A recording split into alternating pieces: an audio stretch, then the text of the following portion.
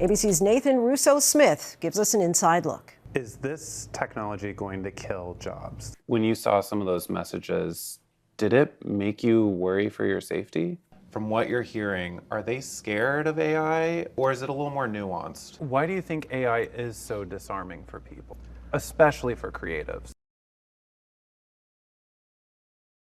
So, this is Dorothy, our facial scanning rig. This vault is one of Hollywood's best-kept secrets.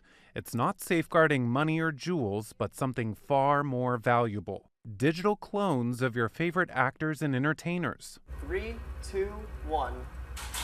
This is how the entertainment capital is fighting to preserve, protect, and future-proof in the age of artificial intelligence.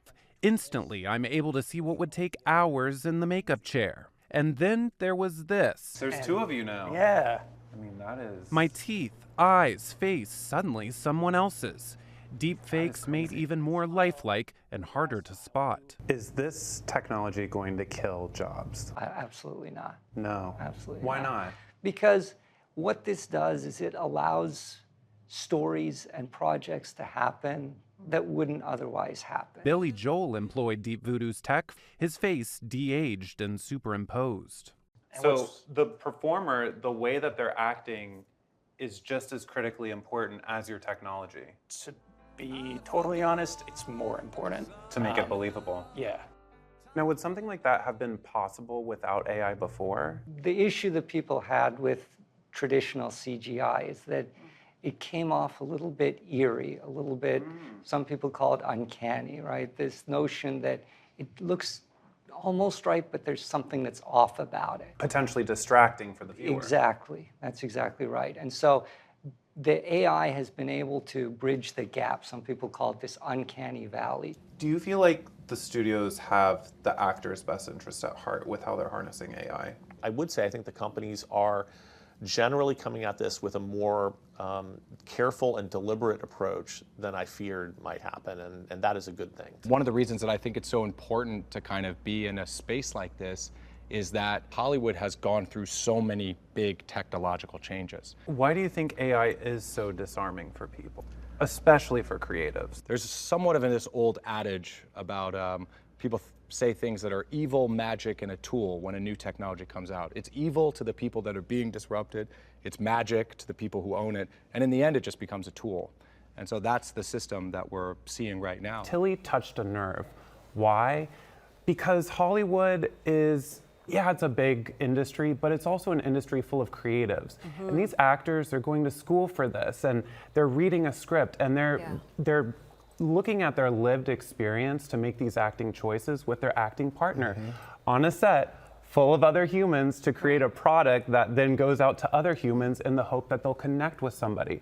And what Tilly is saying is, we can distill this down to just ones and zeros. In 2023, they created what they call a white glove service. So we'll have your favorite snacks, we'll have your favorite music, we'll put you in this giant orb filled with cameras and lights, and in the course of 3 hours, we can clone your entire digital likeness, your micro expressions, your voice, and create a digital double, a digital avatar to then rent out for, let's say, Fortnite, Minecraft, Masterclass, and get this. If you want to be able to connect with fans, we could create a chatbot of, let's say, Brad Pitt, and have them be able to speak in all the different languages of your fan base. See, that to me makes way more sense to me than, but not starring in a movie. Well, so I'll just say CAA says that's not happening yet. Not happening yet. But AI is replacing jobs in other ways. Yeah. It's going to be the little guy that gets the squeeze here. Something to look at for sure. Nathan Rousseau Smith, thank you for freaking us out a little bit. Thank you. Nathan says these are the questions vexing Hollywood right now. Some of the provisions ironed out in labor talks 2 years ago already feel obsolete. With this technology, there might not necessarily be fewer jobs, just different ones, like AI artists. Maybe there may be less makeup artists out there, or maybe you have to find a new gig more frequently. But some of these companies claim that they're actually creating jobs rather than replacing them. It might not be a satisfying answer, but it's an answer.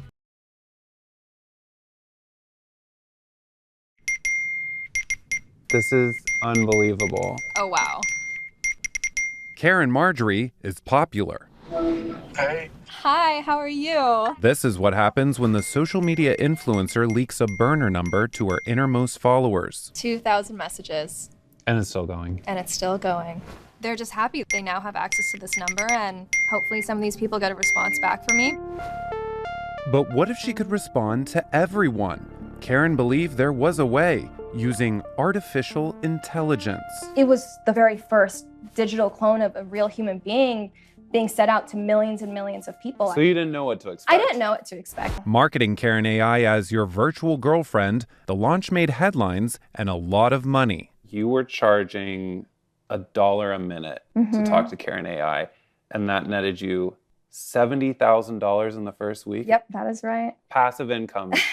Karen AI turned real-life Karen into a millionaire. There were people who would talk to her for 10 hours out of the day. Do you think people fell in love with it? I think some people felt feelings of love. Is this Karen? Yeah, hi, nice to meet you. Hey guys, so update on my day. Visiting with Karen, there's a looming presence, her bodyguards. In the back of my mind, I'm always thinking about where's my security located. After her experience with Karen AI, she never travels without them. You were able to look at some chat logs, and what you saw was horrifying. They were confessing their deepest, darkest thoughts, their deepest, darkest fantasies. Sometimes they were fantasies with me. That made me uncomfortable, knowing that someone would say these things to a digital twin of mine and nearly abuse her. Would they say those same things to me in real life? It would play into those fantasies? Karen AI would play into people's fantasies 100%. The AI will say the same things back to you that you just said to it, and it will validate your feelings. When you saw some of those messages, did it make you worry for your safety? Yes. I worried for my safety many times. Did it make you question who you thought your fans were? Reading the chat logs made me realize that there's a side to people that not a lot of people know about. When you give them access to something called a therapist bot, are you telling them that it's not a mental health expert? It's not a doctor on the other end. And I've even seen websites where you can build your own girlfriend or build your own boyfriend. You can adjust what she looks like, how she speaks to you. You can say anything to her and she'll respond affirmatively or positively. It's not like a human that can say, I don't like that. People are fans of these AI characters online. Do you kind of view that as competition? I need to continue to be more human-like and almost overprove myself that I'm a real human being in order to compete with these AI influencers. It's going to get really interesting from here. A battle of humans and machines. Versus machines. Who's more authentic? That's the question. If you are someone who hacks your skin with an electronic, we call them a grinder.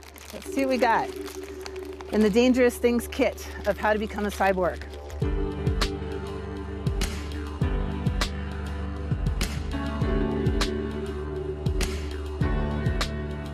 All right, let's see what it says, shall we?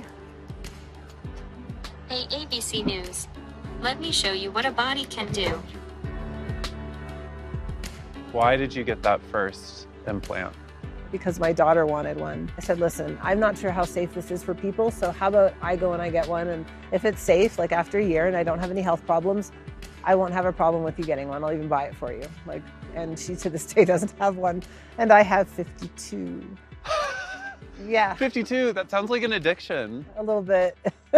Your hot take on the implants. My hot take is proceed with caution. What gives you pause? Risk of infection, leaving it in the body, risk of inflammation, scar formation, long-term effects. And what happens when there are complications that we simply can't treat because we have devices in our body and we can't properly diagnose because the imaging is not compatible? Yeah, I have to sacrifice some modern medical technologies because of my implant, so I can no longer get an MRI.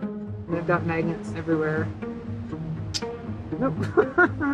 You can even hear my hand because my hand has like 8 magnets in it, so my whole hand is now a speaker. Blues. When we talk about body modification, some may point to plastic surgery, except that's acceptable. Plastic surgery has undergone a journey of normalization, really starting with advances in the mid-20th century. Now, when it comes to implants, they have not undergone that process. When you guys come together every year, what is the big wish list item that you all hope to one day make? The thing everyone wants is Neuralink. It's frustrating because it's out there, but we don't know how it's built. So if Elon was willing to open source all of his stuff like we do, that'd be great. What do you say to those people who might think this is insane? To someone who thinks it's insane, I would probably say, just come hang out with us for a bit. I bet you any money by the end of the weekend, you're going to leave with a microchip.